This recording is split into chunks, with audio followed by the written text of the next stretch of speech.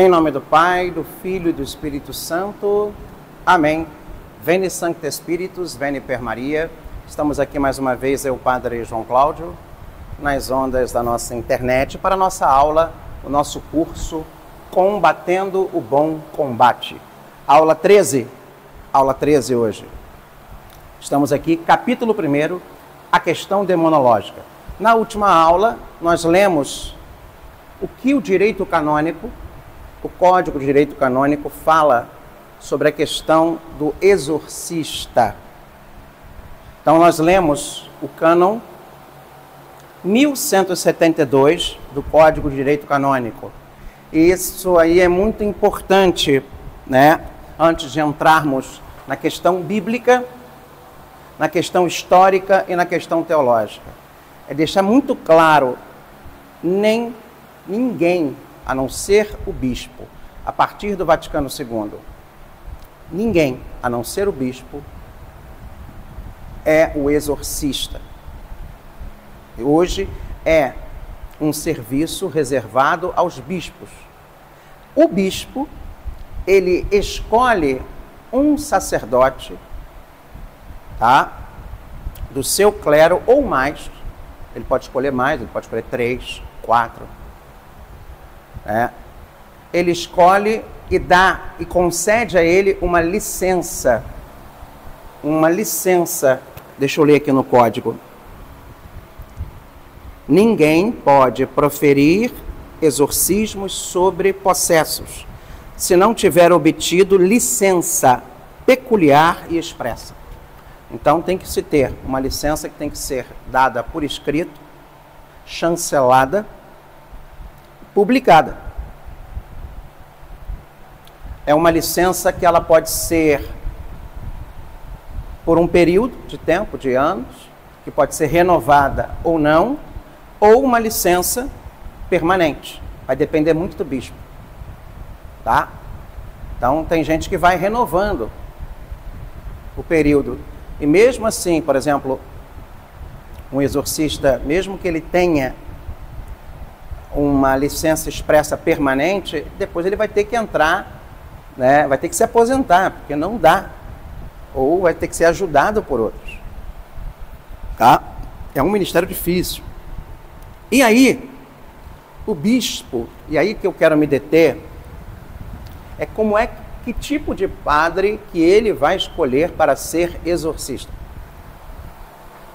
Um sacerdote, o direito canônico atual fala que tem que ser dotado de 4 qualidades: piedade, ciência, prudência e integridade de vida.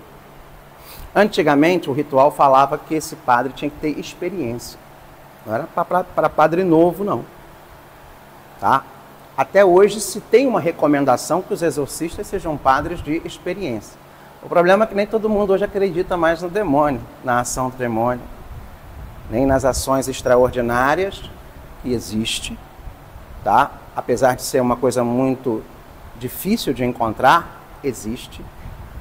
E eu acredito que com essa paganização do mundo vai se tornar menos raro, tá? E as ações ordinárias, normais, que eu já falei até nas aulas passadas. Eu queria me deter sobre essas 4 qualidades, porque o que tem de padre se apresentando na internet, se auto-intitulando exorcista. Aliás, um padre, se ele realmente é exorcista, eu não recomendo que ele vá para a internet, sabe? Claro que nós temos alguns padres exorcistas que estão dando cursos, estão explicando, inclusive isso aqui. É o caso do padre Duarte Lara, é o caso do padre Gabriele Amorte, que escreveu muitos livros. Mas nem todos os padres, tá? Você tem que saber se aquele padre que está ali na internet tem uma autoridade da igreja. É uma concessão da igreja. Ser exorcista é uma vocação que a igreja convida aquele sacerdote a ser em nome dela, na pessoa do bispo. É um serviço eclesial. É uma escolha do bispo. E para isso ele tem que ter 4 coisas. A primeira coisa é a piedade. O sacerdote tem que ser piedoso. Ele tem que ser um sacerdote que exala na sua vida, no seu jeito, as coisas de Deus. O próprio Deus. Ele tem que ter esse dom do Espírito Santo, que é a piedade. Esse dom de espiritualidade. Não basta ser um padre intelectual. Você viu o Nefários, né? Aparece um padre lá muito intelectual, que era o capelão. E ele olha e fala para o diabo, olha, realmente o pensamento mudou, nós hoje temos estudos. Não é isso. Tem que se ter piedade, tem que se crer, tem que se ter ascética, tem que se ter mística, espiritualidade. Ter uma experiência da palavra, uma experiência com os sacramentos eucarísticos, vida de oração. A segunda qualidade é a ciência. O padre tem que ser culto, tem que estudar, tem que ser um padre que busca conhecer, ter um conhecimento, um padre que procura estudar a doutrina, estudar a teologia, estudar a psicologia, as ciências sociais, tem que estar antenado, porque antes de um bom exorcismo, tem que se ter um bom diagnóstico daquele caso que está chegando para aquele padre. E a ciência e o conhecimento é fundamental. A gente tem que ter um bom diagnóstico daquilo pelo qual a gente vai rezar. O dom da ciência com a piedade. O padre Rufo sempre dizia isso. Às vezes a gente precisa ter a ciência daquilo que precisa ser curado e liberto para ser exorcizado. Porque, como eu já disse, tem gente que quer ser exorcizada, mas não quer ser curada e nem liberta. E o padre tem que ter ciência. Cura, libertação e vida interior.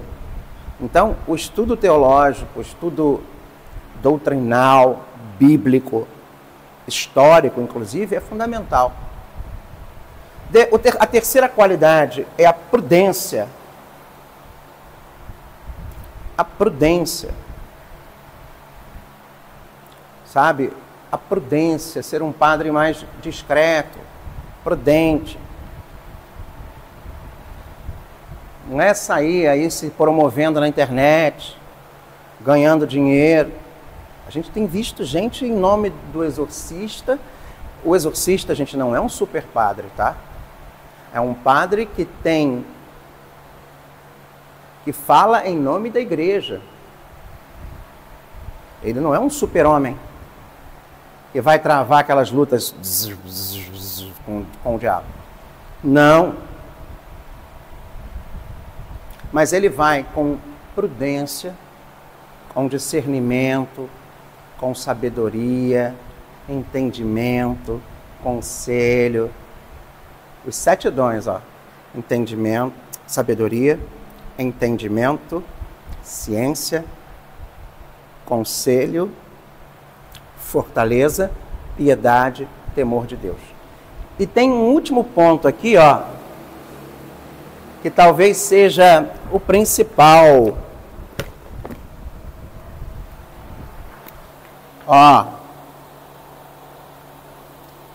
Integridade de vida. Um exorcista não pode estar devendo dinheiro, não. Até lá no curso falaram, não pode. Se você é pároco e exorcista, você não pode estar devendo a mitra, não. Devendo dinheiro aos outros.